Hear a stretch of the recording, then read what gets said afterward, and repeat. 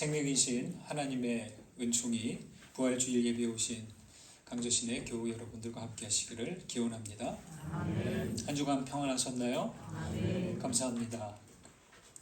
전 문화부 장관을 역임만 하고 또 평생 문학가이자 교수로 스승으로 지내신 이어령 선생님은 나이와 상관없이 많은 사람들에게 탁월한 지혜와 깨우침을 주었습니다.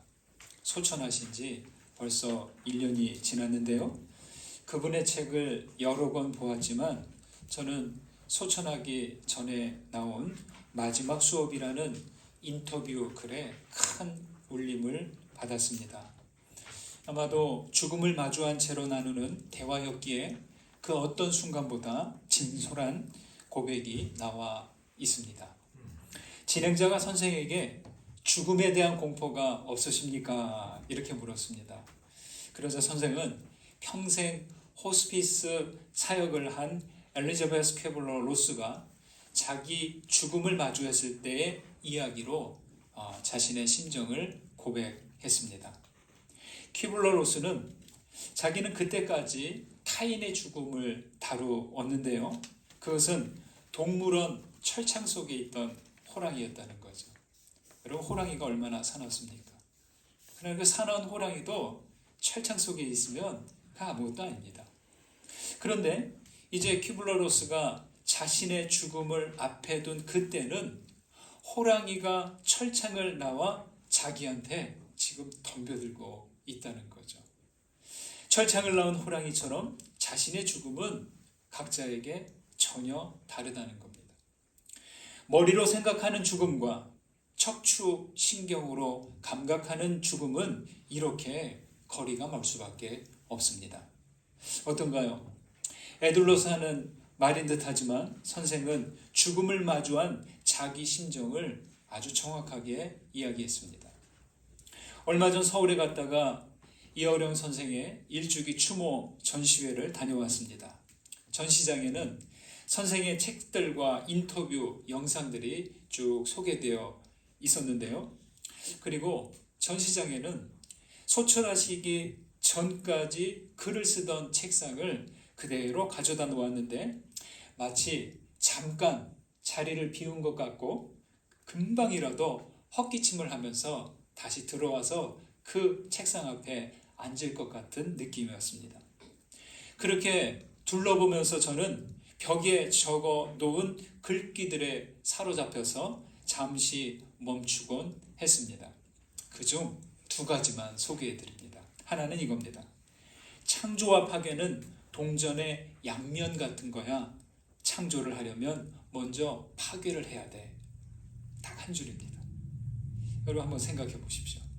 2번째는 우리가 마지막으로 믿을 수 있는 건 온 우주에 단지 살아있다는 것만으로 승리인 생명력이에요.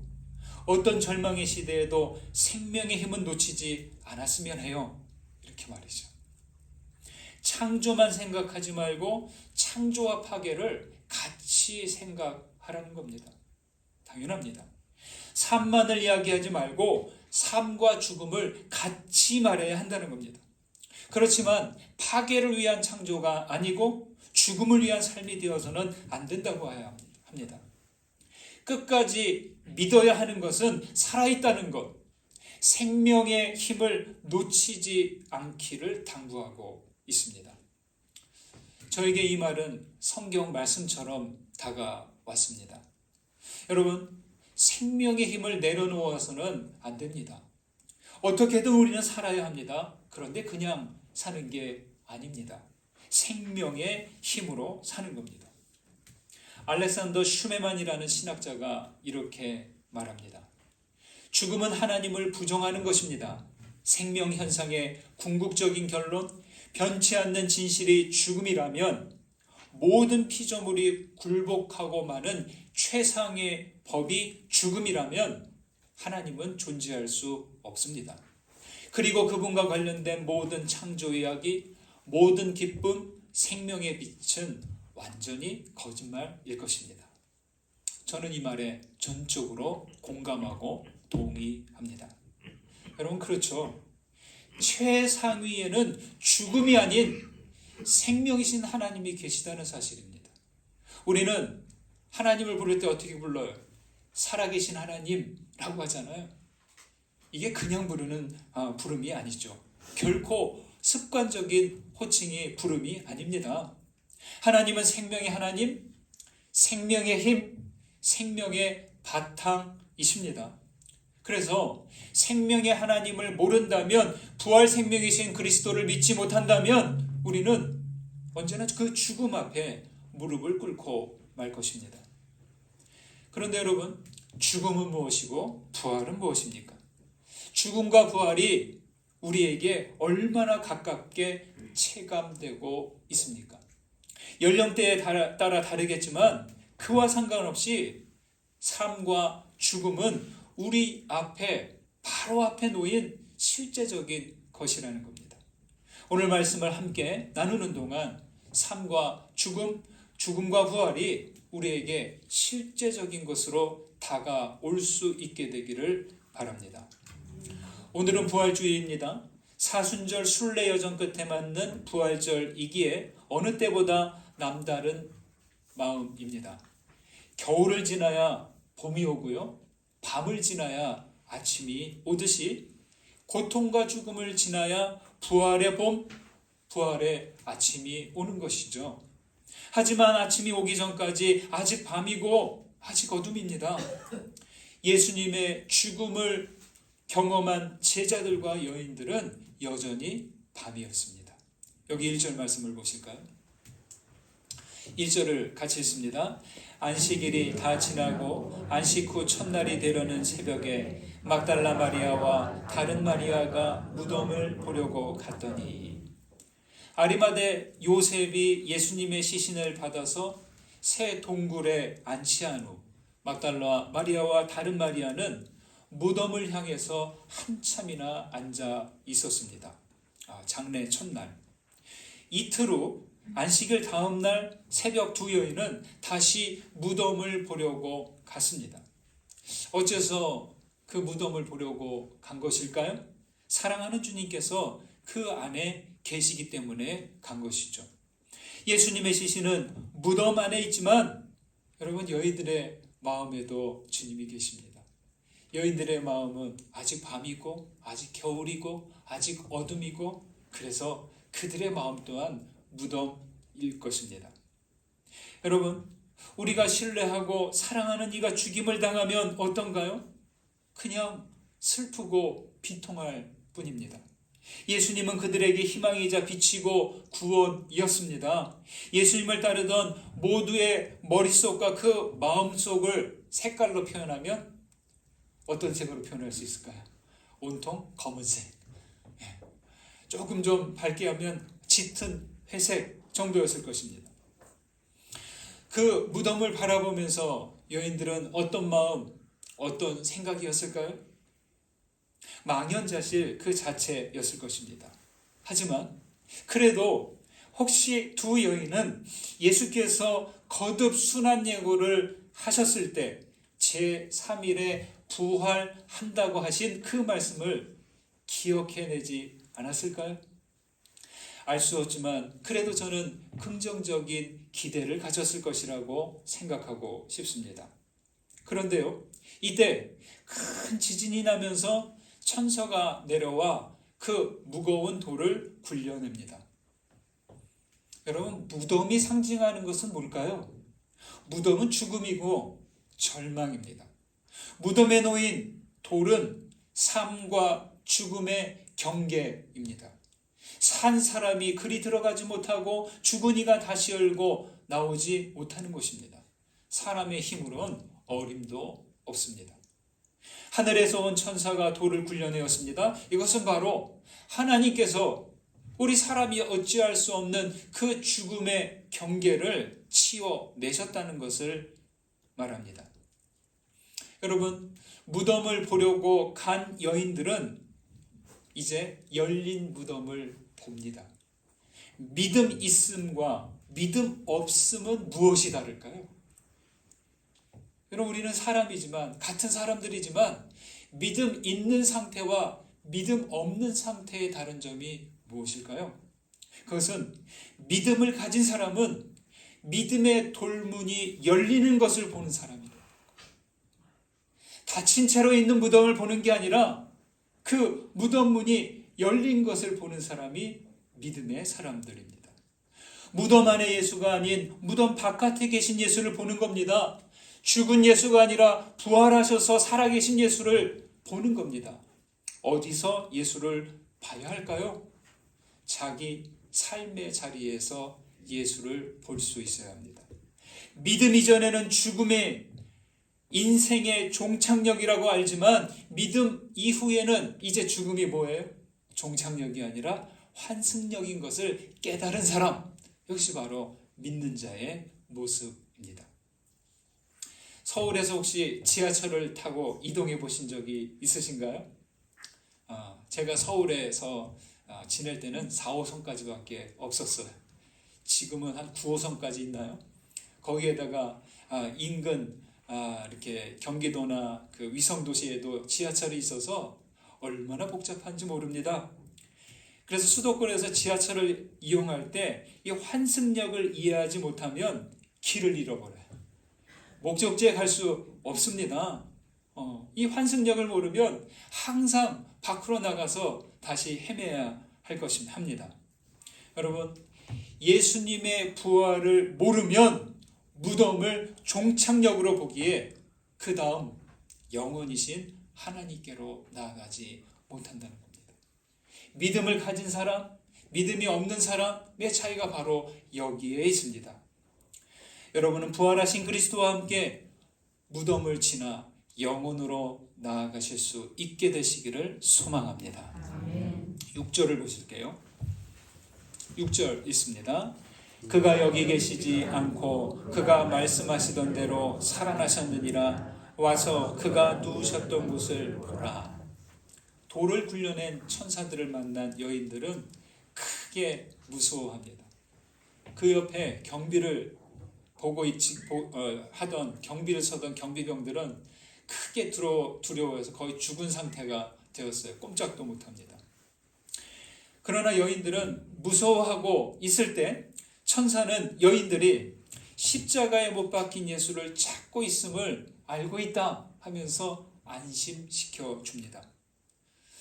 십자가에 달려 죽으신 예수님은 무덤에 장사되었지만 이제 무덤에 계시지 않습니다. 무덤은 비었고 돌문이 열렸습니다. 여러분, 무덤은 뭐예요? 무덤은 오래 거주할 곳이 아닙니다. 잠깐 머무는 곳이에요. 생기 없는 육신을 보관하는 곳은 되어도 살아있는 영혼이 머물 곳은 못 됩니다. 그가 여기 계시지 않다라고 합니다. 천사가. 예수께서 부활하셨고 사망 권세를 모두 이기셨습니다. 여러분, 부활 사건은 놀라운 일입니다. 우리는 부활 사건을 믿습니다. 여러분, 예수 그리스도의 부활을 믿으십니까? 아멘. 당연히 믿습니다. 하지만 단지 믿는다는 고백으로 이 부활 사건을 그냥 지나칠 수는 없습니다. 사람들은 복음서에 나온 예수님의 부활에 대한 이야기를 자꾸만 설명하려고 해요. 설명하실 수 있어요? 설명할 수 없습니다. 이 당시 예수님의 부활을 경험한 제자들과 여인들조차 이 부활을 설명할 수 없습니다. 시신의 부활을, 몸의 부활을 사람의 지혜로 어떻게 설명합니까? 모든 지식을 동원해도 부활은 설명할 수 없는 성질입니다. 설명해야만 했다면 복음서 기자들이 그렇게 했을 것입니다. 여러분, 우리는 그보다 부활을 설명하려고 하기보다 이 부활 사건이 주는 영적인 의미가 무엇인가 찾아내야 합니다. 여기서 우리가 건너뛰어서는 안 되는 그런 물음이 있습니다. 그것은 예수님의 부활이 우리에게 주는 의미는 무엇인가 하는 것입니다. 예수 그리스도의 부활이 도대체 나에게 어떤 변화와 영향과 의미를 주는가? 우리는 항상 이 물음을 가지고 살아가야 합니다. 부활을 믿지만 실제로 그 부활이 나에게 어떤 영향을 주고 있습니까? 하는 것이죠. 부활하신 예수께서 어떻게 나와 함께 하십니까? 살아계셔서 나와 함께 하신다고 하는데 어떻게 여러분과 함께 계십니까? 요한복음 1장이 말씀합니다. 말씀이 육신이 되어 우리 가운데 거하시네 라고 말이죠. 주님은 진리의 말씀으로 영으로 우리와 함께 하십니다. 말씀이 나의 생각과 마음에 스며 있을 때 실제로 주님의 임재를 우리는 느끼게 됩니다. 우리는 예수께서 부활하셨다 해서 멈추면 안 되고 한 걸음 더 나아가야 합니다. 중요한 것은 내가 부활하신 예수 그리스도와 같이 사는 거예요. 내가 부활하신 예수 그리스도를 실시간으로 의식하며 인식하며 살아가는 겁니다. 그리스도와 동행하는 것입니다. 예수 그리스도와 동행할 때 하나님의 현존을 의식합니다. 예수 그리스도와 동행할 때 우리는 성령의 임재 가운데 거하는 겁니다. 실제감이라고 합니다. 영어식 표현으로는 reality라고 합니다. 여러분, 우리 실제적인 것 얼마나 좋아합니까? 모든 거 라이브로 보는 거 좋아하잖아요. 직관하는 거 좋아하잖아요. 방송도 본방을 보는 거 좋아해야 되잖아요. 그럼 그렇다면 예수 그리스도의 그 부활도 우리는 실제감을 가지고 리얼리티로 경험하며 살아가야 하는 것이죠. 하나님과 성령을 실시간으로 의식하면서 살아갈 수 있는 것, 그게 바로 부활의 삶인 것입니다. 몸을 쓰는 일꾼들은 힘이 어디서 나와요? 일꾼들은 밥심으로 일한다고 하죠. 그래서 어떻게 말합니까? 잘 먹어야 된다. 몸으로 일하는 사람은 하여튼 잘 먹어야 됩니다. 우리 믿음의 힘은 그렇다면 어디서 나올까요? 우리 믿음의 밥은 누가 주십니까?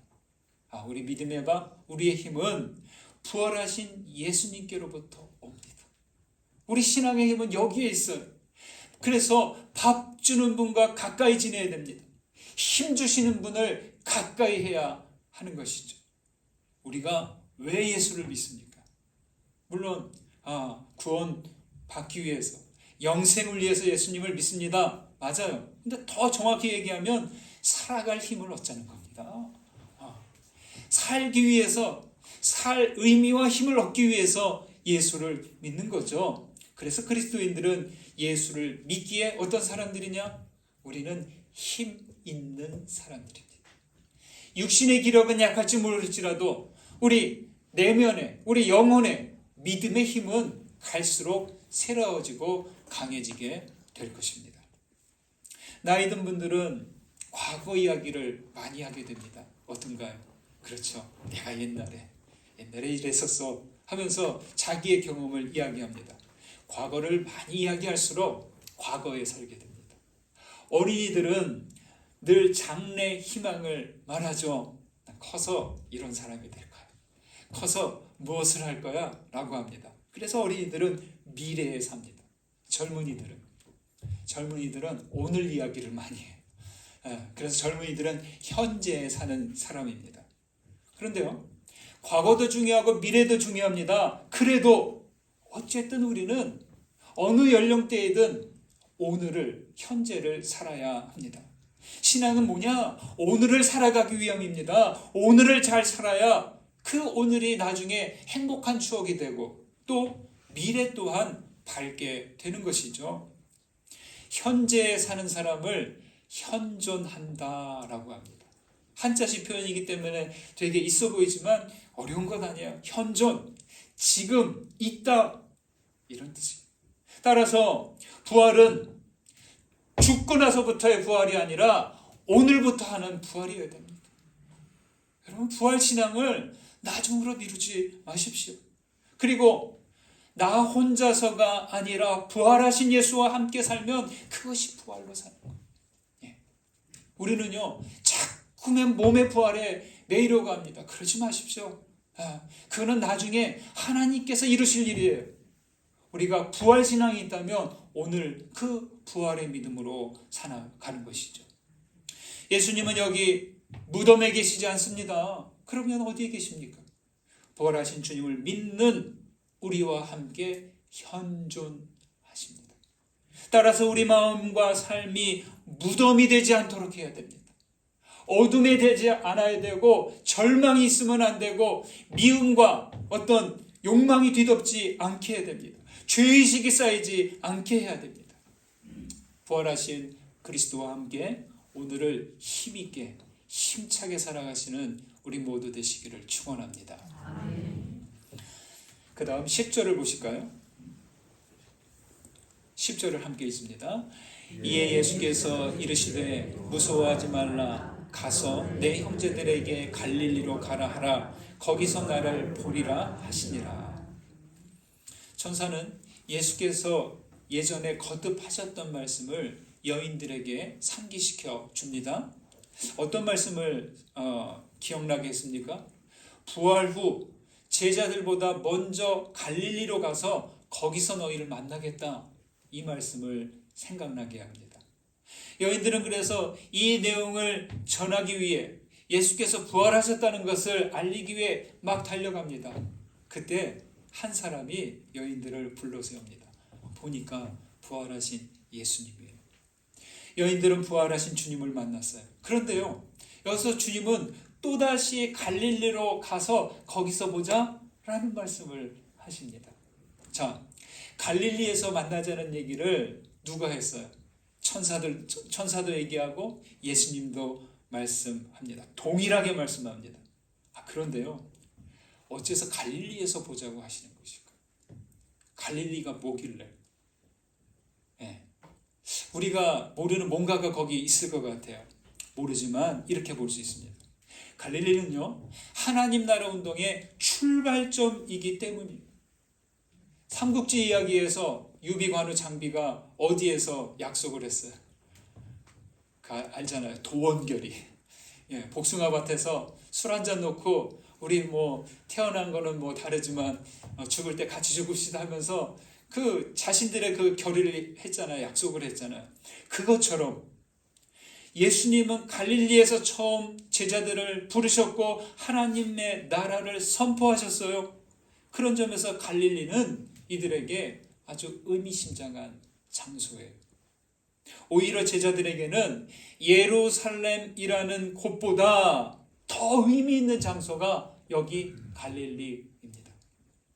그리고 28장 끝에서 나오지만 지상명령, 가서 모든 민족을 제자로 삼으라는 지상명령을 한 곳이 이곳 갈릴리입니다.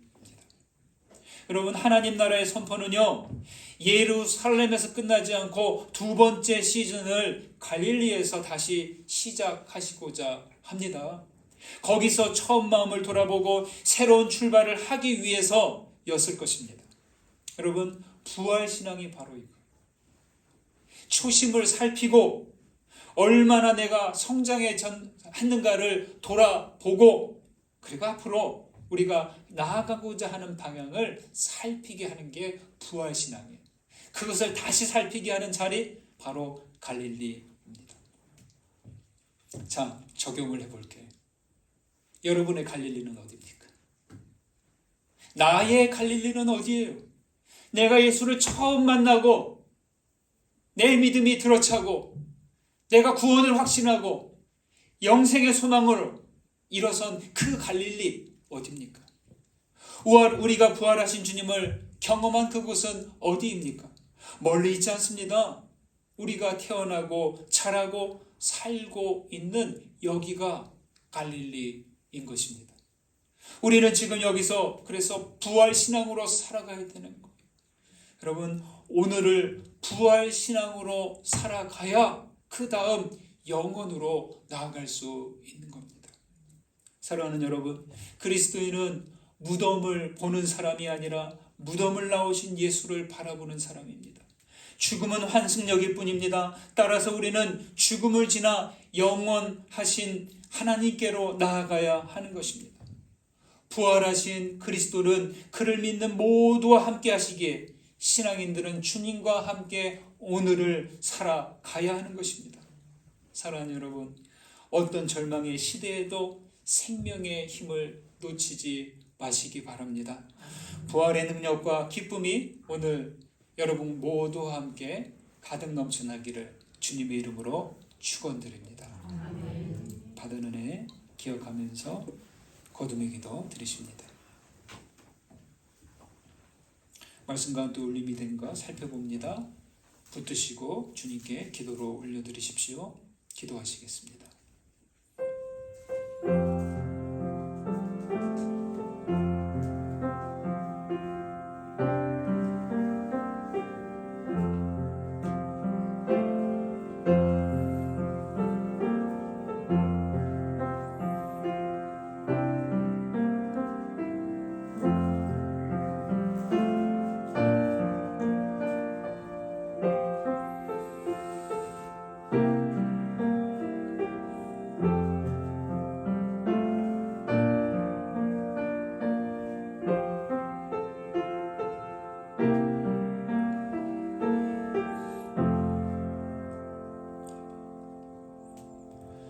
하나님, 죽음의 독침은 얼마나 강하고 두려운지 모릅니다. 마치 철창을 나온 호랑이를 마주한 것처럼 꼼짝 못합니다.